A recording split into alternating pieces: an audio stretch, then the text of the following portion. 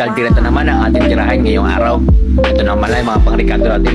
Ready na at kailangan na nating lutuin to. Tara, let's go.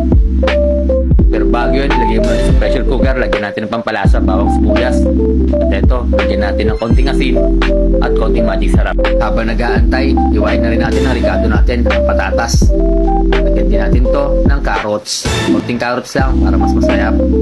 Then, lagyan tayo ng sibuyas, iwain na rin natin sibuyas. Siyempre, hindi mawala dyan ang bawang. Lagyan na rin natin ang bawang dyan. Para mas mabango, dairy cream ang gamitin natin. Prito, sa gulay natin ilalagay sa ating beef caldereta. Unang gulay, ilagay natin yung baka. Lagyan na rin natin to ng tomato sauce. Konti lang para at least kumulay lang. Lagyan din natin to ng rino, pampasarap at pampagana. Lagyan din natin to ng butter para at least mas malasahan mo ang beef caldereta natin. Lagyan natin ng magic sarap, pamintang durog, at also chili powder para pampagana sa ating beef caldereta. At to, lagyan natin ng konting tubig. Galing pa yan sa Agos River, mga kasipag.